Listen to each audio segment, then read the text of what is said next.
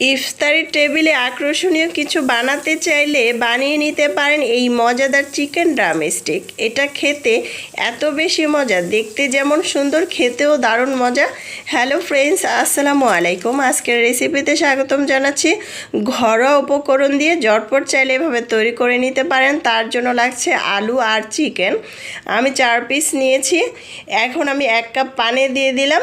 দিয়ে এখন এখানে কিছু মশলা দিয়ে দিচ্ছি টমেটো, দিয়ে দিচ্ছি তেজপাতা, দিয়ে দিচ্ছি আদা বাটা, রসুন বাটা হাফ চামচ করে দিয়ে দিচ্ছি, হলুদ গুঁড়া হাফ চামচ, পরিমাণ মতো লবণ, পরিমাণ মতো মরিচের গুঁড়া হাফ চামচের মতো দিয়েছি, ধনিয়ার গুঁড়া, জিরার গুঁড়া হাফ চামচ করে দিয়ে একটু নেড়েচেড়ে মিক্স করে এখন ঢাকনা দিয়ে ঢেকে পানিটাকে একদম শুকিয়ে নিব। এই তো হয়ে গেল আমার সিদ্ধ করা। এ পর্যায়ে একটা বাটিতে নিব। বাটিতে নিয়ে আলুগুলো, চিকেনগুলো খুব ভালো করে মিক্স করে নিব।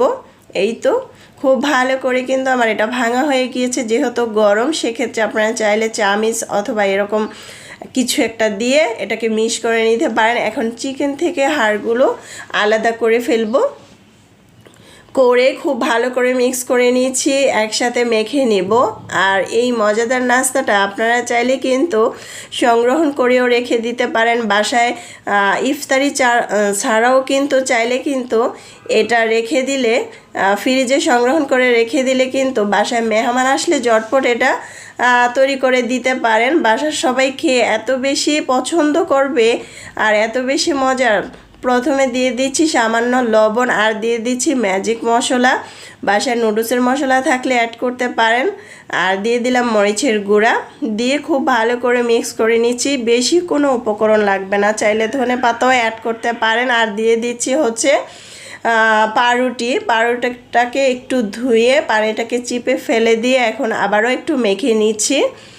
একদম সহজ তৈরি করতে, বেশি করে যদি তৈরি করে রেখে দিতে পারেন ইফতারিতে রাখলে অনেক বেশি মজা হয়। 2টি ডিম ভেঙে নিলাম, সামান্য লবণ দিয়ে, চাইলে একটু হালকা মরিচের গুঁড়া দিতে পারেন। আর এখানে চাইলে কিন্তু কালো গোলমরিচ অথবা সাদা গোলমরিচের গুঁড়োটা অ্যাড করতে পারেন সুন্দর একটি ফ্লেভারের জন্য। এখন আমি খুব ভালো করে তৈরি করে নিচ্ছি। কিভাবে তৈরি করছি আপনারা শুধু একটু দেখেই কিন্তু পারবেন বাসায় তৈরি করার জন্য। সবগুলো এভাবে তৈরি করে নিব।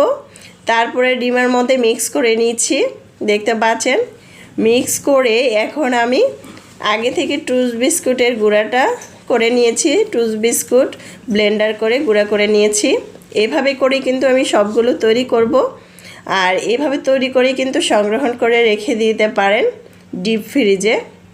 চুলায় একটি প্যান বসিয়ে আগে থেকে পর্যাপ্ত পরিমাণ তেল দিয়ে তেলটা গরম করে নিয়েছি। এখন এক এক করে ছেড়ে দিচ্ছি। আর অবশ্যই ধৈর্য ধরে চুলার পাশে দাঁড়িয়ে এটাকে ভেজে নিতে হবে। অনেক সময় ওপর দিয়ে পুড়ে যাবে, ভিতর দিয়ে কাঁচা থাকবে।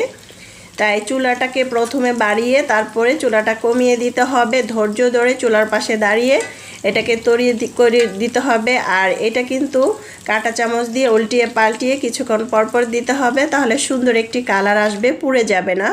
এই তো দেখতে পাচ্ছেন কত সুন্দর একটি কালার এসেছে। আর এটার ভিতরে কিন্তু কোনো পরিমাণ তেলও থাকে না। আমি এটা খুব ভালো করে ভেজে তারপরে একটি বাটিতে টিস্যু পেপার নিয়েছি, যাতে এটার মধ্যে তেল থাকলে তেলটা যাতে টেনে যায়। এত সুন্দর আর এত মজাদার এই নাস্তা থাকলে এত ক্রিস্পি, বাসার বাচ্চা থেকে বড় সবাই চেটে পুটে খাবে আর সবাই মজা করে খাবে। এখন আমি টমেটো সস দিয়ে পরিবেশন করে নিয়েছি। বাসায় চাইলে ঝটপট তৈরি করতে পারেন।